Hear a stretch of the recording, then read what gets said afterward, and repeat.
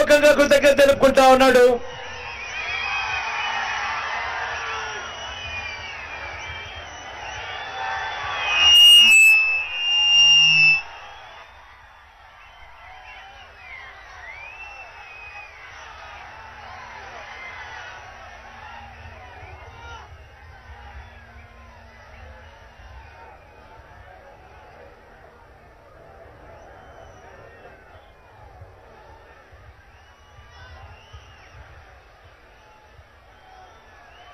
మరో 10 రోజుల్లో జరగనుంది కురుక్షేత్ర మహాసంగ్రామం. జరగబోయే ఈ ఎన్నికలు కేవలం ఎమ్మెల్యేలను, కేవలం ఎంపీలను మాత్రమే ఎన్నుకునేందుకు జరుగుతా ఉన్న ఎన్నికలు కానే కావు. ఈ ఎన్నికలు రాబోయే 5 ఏళ్ల మీ ఇంటింటి భవిష్యత్తుని,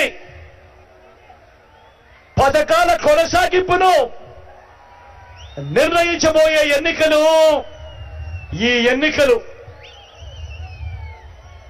ఈ ఎన్నికల్లో జగన్కు ఓటు వేస్తే పథకాలన్నీ కూడా కొనసాగుతాయి.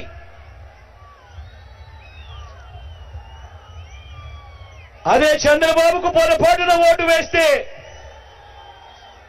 అదే పొరపాటున చంద్రబాబుకు ఓటు వేస్తే పథకాలన్నీ ముగింపు, మళ్ళీ మోసపోవటమే. ప్రతి ఒక్కరూ ఆలోచన చేయమని అడుగుతా ఉన్నా. మనమేసే మన ఓటుతో మన ఇంటింటి అభివృద్ధిని, మన ఇంటింటి భవిష్యత్తును నిర్ణయించబోయే ఎన్నికలు ఈ ఎన్నికలు అన్నది ప్రతి ఒక్కరూ జ్ఞాపకం పెట్టుకోమని కోరుతా ఉన్నా. అదే పొరపాటున చంద్రబాబు నాయుడు గారికి ఓటు వేస్తే సాధ్యం కాని హామీలను ఆయన ఇస్తూ, ఓ వల మాదిరిగా ప్రజల మీద తాను వేస్తూ, తాను చేస్తా ఉన్నది ఏమిటి అనంటే, ఆ పొరపాటు ఏమిటి అనంటే, ఆ పొరపాటు జరిగితే మళ్ళీ చంద్రముఖిని మనమే నిద్ర లేపుతాము అన్నది ప్రతి ఒక్కరూ గుర్తుపెట్టుకోమని కోరుతా ఉన్నా. మళ్ళీ వదల బొమ్మాలి వదల అంటూ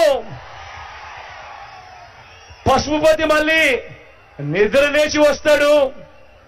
వచ్చి రాబోయే 5 సంవత్సరాలు మీ ప్రతి ఇంటి తలుపు తట్టి మీ రక్తం తాగేందుకు చూస్తాడు అన్నది ప్రతి ఒక్కరూ జ్ఞాపకం చేసుకోమని కోరుతా ఉన్నా.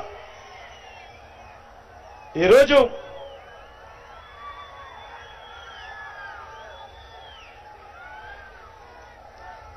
ఎన్నికల కురుక్షేత్రంలో చంద్రబాబు నాయుడు గారు తన బాణాన్ని నేరుగా పేద సామాజిక వర్గాల మీద, నా అవ్వాతాతల మీద, వారి పెన్షన్ల మీద గురిపెట్టాడు. మన కళ్ళ ఎదుటే కనిపిస్తా ఉంది.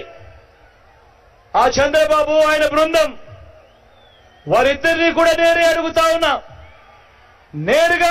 ఉన్నా. ఇవాళ పెన్షన్ల విషయంలో జరుగుతా ఉన్న రాజకీయాలు మీరు చూస్తా ఉన్నారు. పెన్షన్ల విషయంలో చేస్తా ఉన్న అన్యాయాలు మీరు చూస్తా ఉన్నారు. ఇదే చంద్రబాబు బృందాన్ని నేరుగా అడుగుతా ఉన్నా. అయ్యా చంద్రబాబు,